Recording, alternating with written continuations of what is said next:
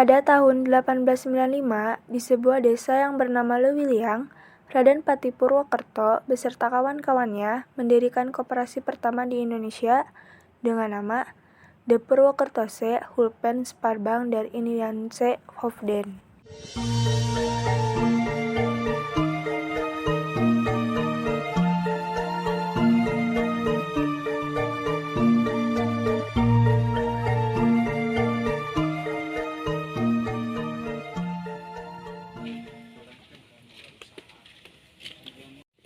Punten. Enggak, Ibu aya beas? ayah neng dari sebelah kilo. 2 kilo we ibu, tapi badannya anak kelat teh sawios ibu. Aduh, neng, Atuh bu wiosnya nambutkeun ka abi. Insyaallah mingguan poe mah abi bade dilunasan sadayana. Margi aya nama abi teh artos teh kanggo ngabayaran lagi. ya bu, sanes aling nambutkeun kumagi bukan lucu susah. Ya oke warung sepi wae, ari tos kumaha nya? Jalannya nanjak banget lagi. Nyata satu ibu, mangga. Katanya mau bayar. Mana? Aduh bu, kalau hari ini mah saya belum ada. Katanya kamu sudah janji hari ini bakal bayar. Maaf bu, kalau sekarang uangnya belum ada. Dagangan juga saya sedang tidak baik. Terus kapan mau bayar, ha?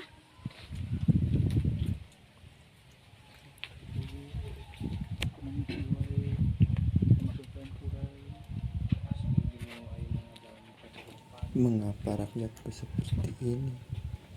Apa yang harus aku lakukan?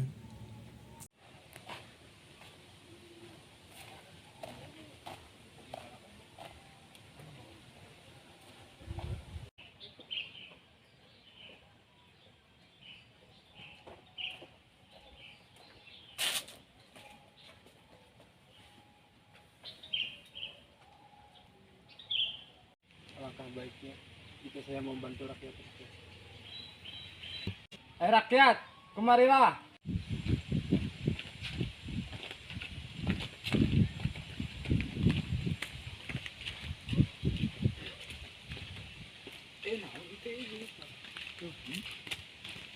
Saya paham apa yang kalian rasakan. Kalian tercekik oleh rentenir-rentenir yang berkeliaran. Saya punya niat untuk membantu kalian. Saya akan mendirikan bank simpan pinjam. Bagaimana dengan peraturan rentenir dengan bunganya yang sangat mencekik? Apakah Anda bisa menyangkupinya? Betul tidak? Iya, betul. Kita akan bisa berusaha sebaik mungkin. Saya yakin bank simpan pinjam ini akan sukses. Tidak setuju, apa bedanya kalian dengan rentenir? Ya, betul itu. Ya betul-betul. Tenang dulu warga. Apakah kita sebaiknya mencoba terlebih dahulu? Apakah ini bisa membantu kita atau tidak? Kami tetap tidak percaya dengan janji seperti itu. Oke, saya akan membuktikan janji saya. Kemudian pada tahun 1908 berdirilah Budi Utomo dan Serikat Islam pada tahun 1911 yang menganjurkan berdirinya koperasi untuk keperluan rumah tangga dan keperluan sehari-hari. Assalamualaikum. Waalaikumsalam. Enggak, cari. Nuhun. Ada apa Napati? Kelihatannya begitu banyak masalah. Silahkan diceritakan. Jadi begini Pak Ustaz. Rakyat itu banyak yang meminjam uang dari rentenir. Maka dari itu saya ingin sekali membantu rakyat agar bisa terlepas dari jeratan rentenir. Jadi gimana? Mau Jadi membangun koperasi. saya akan membangun bank simpan pinjam. Mohon bantuannya Pak Ustaz. Ya, gini. Dan saya lihat niat Napati ini sangat baik untuk mendirikan koperasi dan memakmurkan bahkan mensejahterakan negeri ini. Kalau seperti ini, insya Allah saya akan bantu sampai bank simpan pinjam ini berdiri. Dan Napati jangan risau, jangan khawatir, karena Allah Subhanahu wa Ta'ala berfirman, Innallaha ma'as-sabirin, sesungguhnya Allah berada dalam orang-orang yang sabar. Maka Napati harus sabar dalam menghadapi masyarakat. Seperti itu Napati. Apalagi Napati mempunyai niat baik untuk mensejahterakan negeri ini. Insya Allah Allah juga akan membantu Napati dan tidak akan mempersulit Napati. Jadi ya kalau Napati butuh bantuan saya, insya Allah saya akan berbicara langsung kepada masyarakat agar masyarakat dapat mempercayai niat baik Napati. Seperti itu Napati. Apa ada yang harus dibicarakan lagi? Saya mohon bantuan yang sebesar-besarnya Baik, kepada Pak. siap. Insya Allah Karena saya- banyak ada beberapa masyarakat yang tidak percaya. Maka dari itu saya akan membuktikan janji-janji saya pada masyarakat. Saya akan membuat bank simpan pinjam. Maka dari itu saya mohon dukungannya. baik. Insya Allah saya akan sangat membantu Napati. Karena apa? Kita bersama-sama untuk membangun negeri ini menjadi negeri yang baldatun thayyibatun rabbun ghafur, Amin. yang penuh dengan kemakmuran, Amin. penuh dengan kesejahteraan, penuh dengan rasa keamanan. Insya Allah saya akan membantu. Mari bersama saya untuk langsung berbicara kepada masyarakat agar masyarakat dapat berpikir positif. Baik.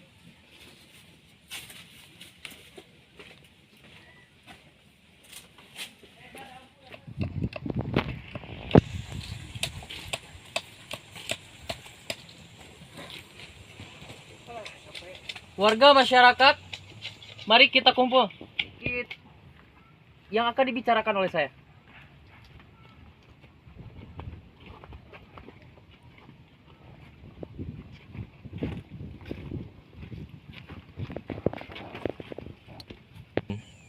Silakan duduk.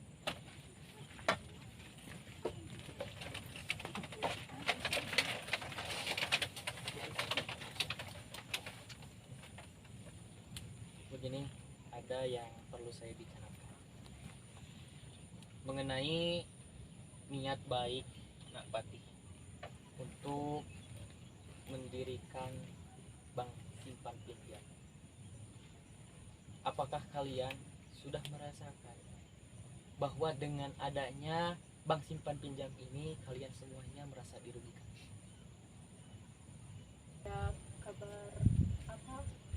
Begini, saya bermaksud mengumpulkan kalian semuanya.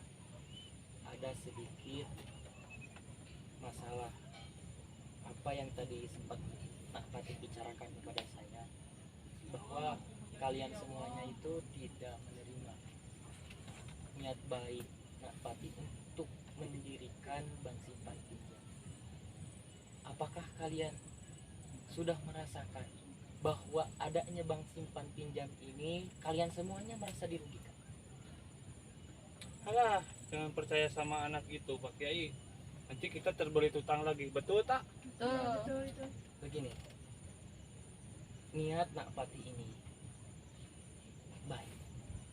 Tadi sempat saya berbicara panjang mengenai bank simpan pinjam, bahwa bank simpan pinjam ini guna untuk mensejahterakan rakyat. Baik, ingat ya, bahwa jangan terlebih dahulu memvonis orang yang mempunyai niat baik. Jangan dulu berprasangka buruk dengan apa yang Napati ini maksud. Kalau begitu, jika apa yang dikatakan oleh Pak Kiai benar, maka saya dan warga semua siap untuk bergabung dengan bank simpan pinjam ini. Karena untuk kedepannya kami tidak tahu apakah kami bisa masih makan atau tidak. Semoga kedepannya dengan berdirinya koperasi ini atau bank simpan pinjam ini bisa memakmurkan masyarakat di desa ini. Seperti itu. Alhamdulillah berarti kita sudah menyepakati maksud dari Napati. Alhamdulillah semua masyarakat sudah mempercayai niat baik Napati. Semoga negeri ini menjadikan negeri yang baldatun thayyibatun warabun ghafur, penuh dengan kesejahteraan, penuh dengan kemakmuran, bahkan penuh dengan rasa keamanan. Baik, terima kasih pada semuanya yang sudah berkumpul. Silakan. Berdirilah koperasi simpan pinjam tersebut pada tahun 1895, semacam bank tabungan dengan nama De Purwokertse Huppen Spaarbank der Innidanse Hoofden. Dengan kata lain, bank simpan pinjam para priai Purwokerto, atau dalam bahasa Inggris The Purwokerto Mutual Loan and Saving Bank for Native Civil Servants. Pada awal kemerdekaan, koperasi berfungsi untuk mendistribusikan keperluan masyarakat sehari-hari di bawah jawatan koperasi, Kementerian Kemakmuran. Pada tahun 1946, berdasarkan hasil pendaftaran secara sukarela yang dilakukan jawatan koperasi, terdapat sebanyak 2.500 buah koperasi.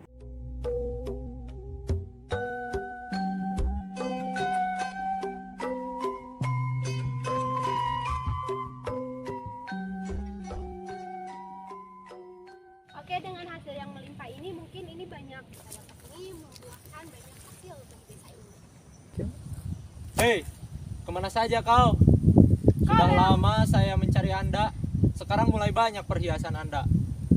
Kau yang sering sekali menagih hutang kepada kami. Ya sudah, sekarang saya akan bawa perhiasan Anda. Ini laba saya. Saya akan disuruh bos menjual. saya untuk membawa Gak bisa perhiasan gitu. Anda untuk membayar bunga Tidak bulan bisa. kemarin. Saya sering Sudah bayar bawa utang. saja. Tidak bisa. Kalian berani sekali merampas. Mau dibawa pergi kemana Sudah. perhiasan kami?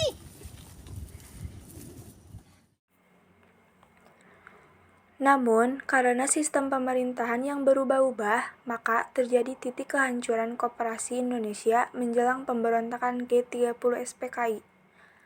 Partai-partai memanfaatkan koperasi untuk kepentingan partainya. Bahkan ada yang menjadikan koperasi sebagai alat pemerasan rakyat untuk memperkaya diri sendiri, yang dapat merugikan koperasi sehingga masyarakat kehilangan kepercayaannya dan takut menjadi anggota koperasi.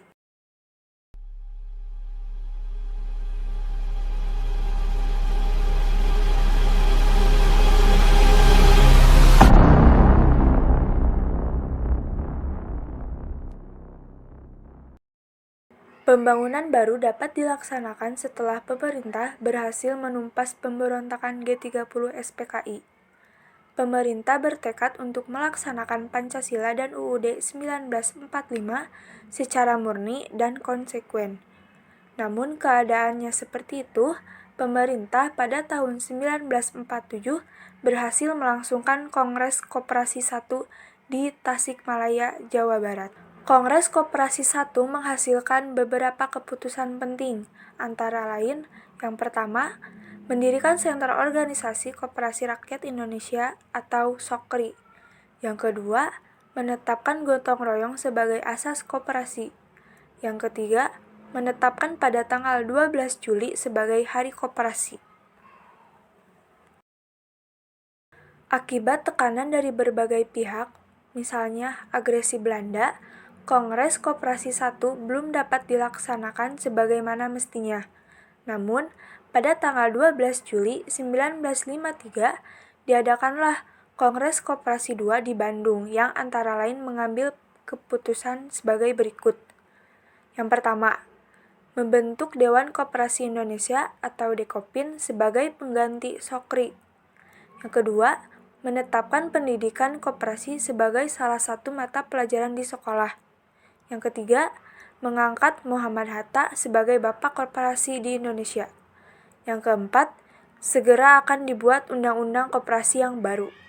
Hambatan-hambatan bagi pertumbuhan koperasi antara lain disebabkan oleh hal-hal berikut. Yang pertama, kesadaran masyarakat terhadap koperasi yang masih sangat rendah. Yang kedua, pengalaman masa lampau mengakibatkan masyarakat tetap merasa curiga terhadap koperasi. Yang ketiga, pengetahuan masyarakat mengenai koperasi masih sangat rendah.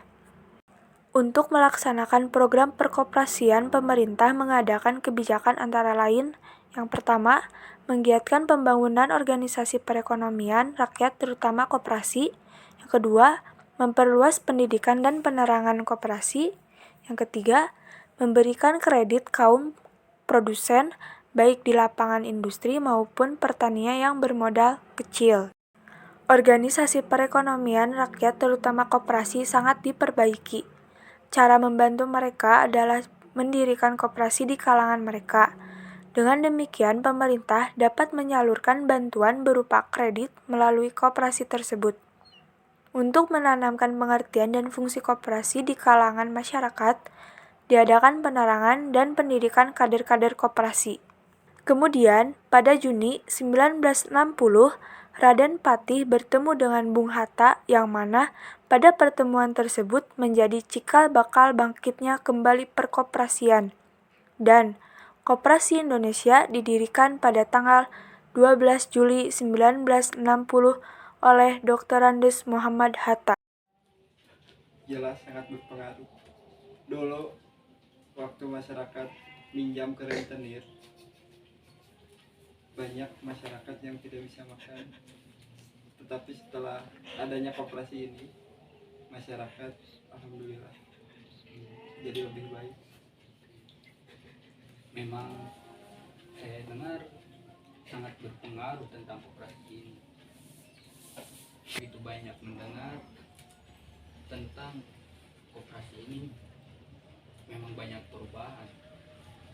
Baiklah kalau begitu, saya setuju apa yang Anda utarakan tentang koperasi ini, bahwa koperasi ini sangat berpengaruh besar bagi masyarakat, dan saya tugaskan kepada Anda untuk segera membentuk koperasi ini dan bentuk kader-kader yang tangguh untuk merubah masyarakat menjadi lebih kuat dan maju lagi.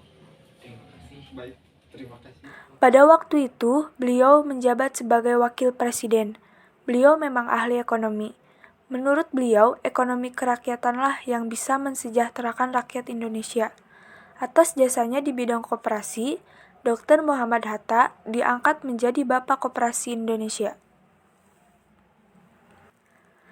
1960, pemerintah mengeluarkan Peraturan Pemerintah Nomor 140 tentang penyaluran bahan pokok dan menugaskan koperasi sebagai pelaksananya. 1961 diselenggarakan Musyawarah Nasional Koperasi 1 atau Munaskop 1 di Surabaya untuk melaksanakan prinsip demokrasi terpimpin dan ekonomi terpimpin. Hasil Munaskop ke-1 di Jakarta.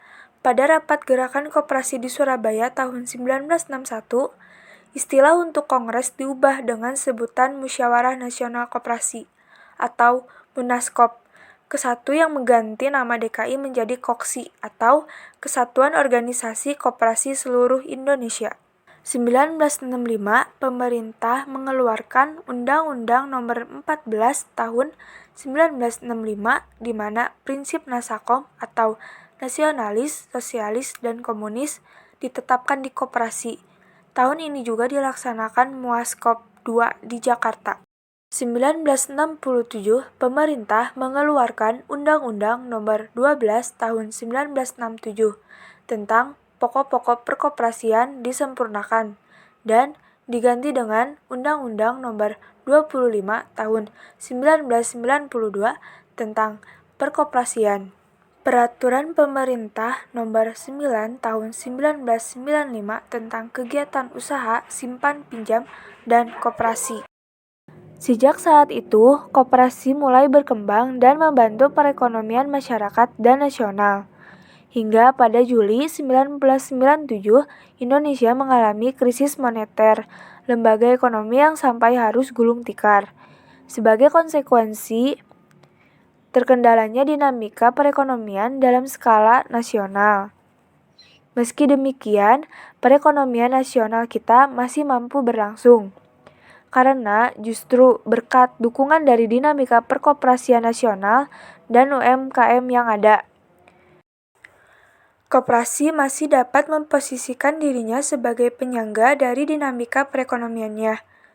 Sistem ekonomi kerakyatan yang dipresentasikan oleh koperasi dan UKM, termasuk juga sektor informal yang terkadang dipandang sebelah mata, justru mampu bertahan dalam badai krisis tersebut.